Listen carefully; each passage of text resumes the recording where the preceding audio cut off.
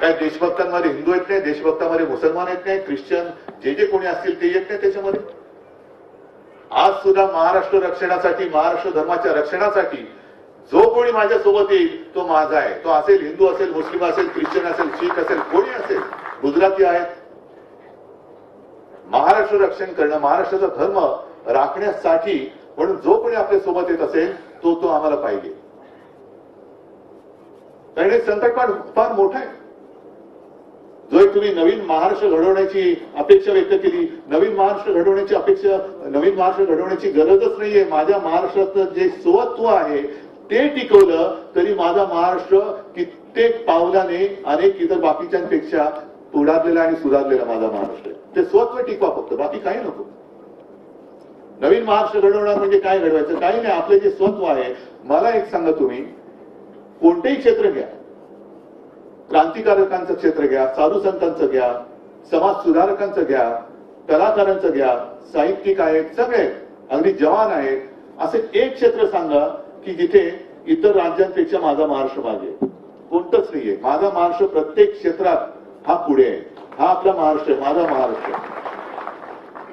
आणि असा महाराष्ट्र प्रत्येक क्षेत्रात पुढे असल्यानंतर काय म्हणून आम्ही या दोन ठगांची गुलामगिरी स्वीकारायची? कोण लागतं तुम्ही आमचे? दुर्दैवाने तुम्ही तिकडे बसलात, आमचंच पाप आहे. कोणी तुम्हाला ओळखत नव्हतं तेव्हा तुम्हाला खांद्यावर बसून आम्ही नेलं, हे आमचं पाप आहे. हे मी जाहीररित्या मला कबूल करावं लागते. हे दुर्दैव आहे. मग हिंदुत्व म्हणजे काय, मुस्लिम म्हणजे काय, ख्रिश्चन म्हणजे काय? मग काही जण मला म्हणतात की तुमचं हिंदुत्व हे प्रबोधनकारांचं हिंदुत्व आहे. असं नाही. हिंदुत्व हे हिंदुत्वच आहे, पण काळानुसार त्याच्यामध्ये काही भूमिका घ्याव्या लागतात.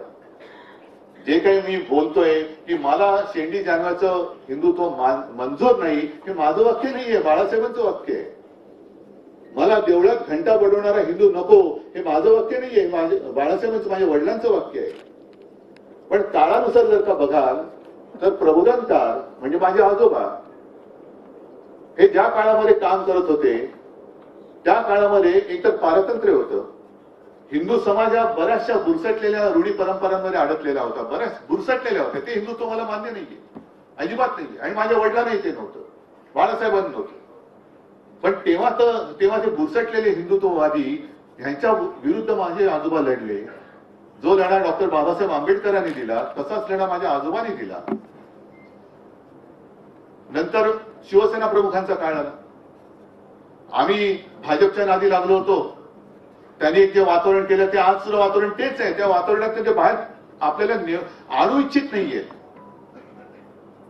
नेहमी मी जे सांगतो की लोकांची घरं पेटवणारं हिंदुत्व आहे आमचं हिंदुत्व, नाही तर घरातल्या चुरी पेटवणं हे आमचं हिंदुत्व आहे.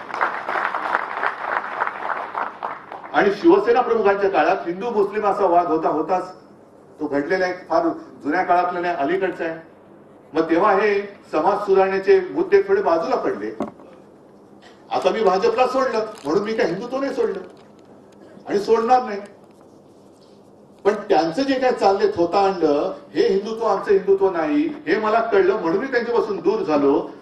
आता माझ्यासमोर परत ते बुरसटलेले हिंदुत्ववादी जर उभे राहणार असतील आणि त्यांच्याशी मी लढत असेल तर तुम्हाला कदाचित ते वाटणं स्वाभाविक आहे की माझं हिंदुत्व हे प्रबोधनकारांचं हिंदुत्व आहे. हिंदुत्व हिंदुत्वच आहे.